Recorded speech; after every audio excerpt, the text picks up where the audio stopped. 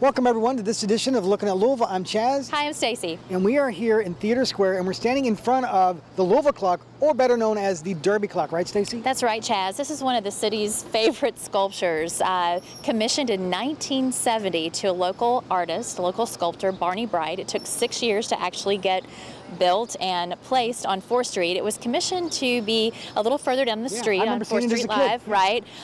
In the 80s, it got relocated due to the Galleria construction, which is now 4th Street Live, and it was in disrepair and out of commission for a couple of years. And at any rate, this is its permanent home. Just recently moved here, relocated to Theater Square. They're working on it right now. It should be up and running by the time this podcast airs, and it's got a lot of historical figures that mean a lot to the city of Louisville. It's got the Belle of Louisville. It's got George Rogers Clark, who founded the city, and it's got King Louis XVI, whom Louisville was named after.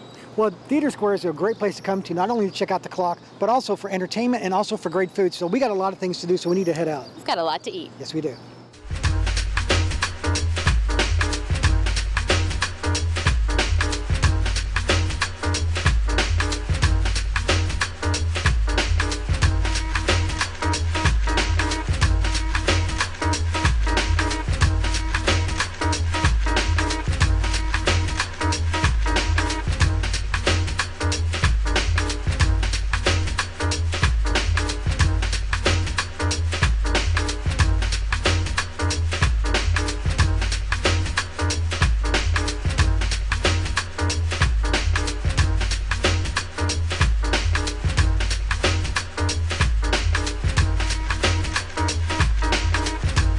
Standing in front of the Louisville Palace, which is one of the last remaining theaters from the theater district's heyday of the 30s and 40s. Built in 1928, it has a Spanish Baroque motif inside, including 139 sculptures of historical figures.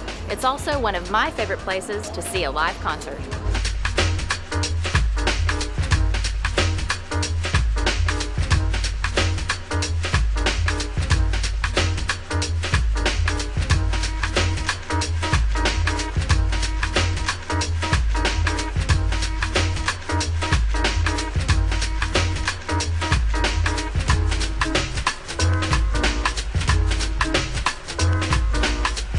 Well, Stacy, of course, we're on 4th Street, and we got to take a little break, so we stopped here at the Bluegrass Brewing Company. We're grabbing a little beer here, and right behind us is the Brown Hotel, which is also the home of the Brown Theater. Tell us a little bit about that history about the theater. Sure. Like the Louisville Palace and the Kentucky Theater, this is truly a testament to the glory days of this district, and it remains operating. It was built in 1925, houses a lot of concerts, live entertainment acts, still in business.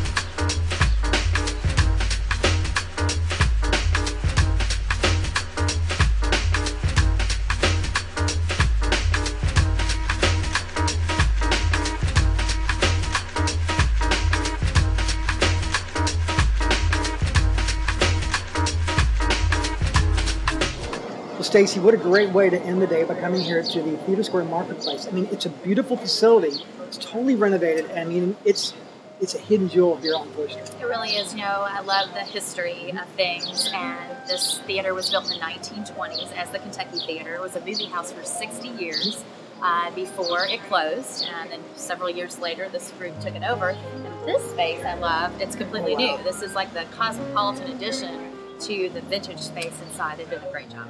Let's talk about what we have. Oh my gosh, where do we start? We did it the chef's way. We just had him send out a bunch of his favorites and pass them around, family style. We started with the spinach and corn fritters that you could dip in a pesto aioli. Oh, and then awesome. we had, wasn't it good? Really good. The goat cheese fondue from a locally sourced goat cheese, Caprio Farms. Then we had the pork belly BLT, the fried chicken, which I've got to say, that was incredible. A lot of writers ask me a lot of times where the best fried chicken is in the state, and this is on that list for sure. It kind of had a hot sauce, a spiciness to it. It's really a surprise and a great treat you got to try. They had an interesting twist on a great southern dish, shrimp and grits. We had short ribs, which Mark said were just tender and amazing. You had some roasted salmon. Salad. We had the mac and cheese baked with some gorgonzola and a couple other cheeses. And of course, we had to round out and be a little healthy with some roasted veggies. And Chef Dallas mixes those up for the season. And then we rounded it off with dessert, two of their most popular items. One, the banana cake, reminded me of something my grandmother used to make with chocolate chips. And then an opera cake, and that's a nod to their proximity to where the opera plays, either at the Palace or at the Brown Theater. And that had an almond cream, coffee, and white chocolate.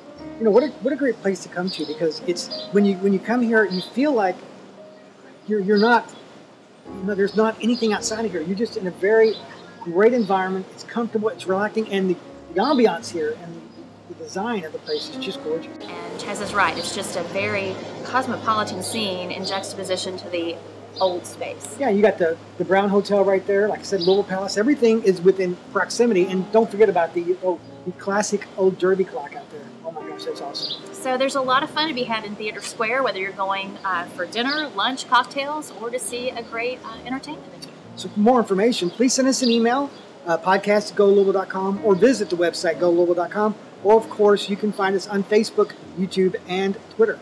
So, as always, you're looking at Louisville. See you real soon.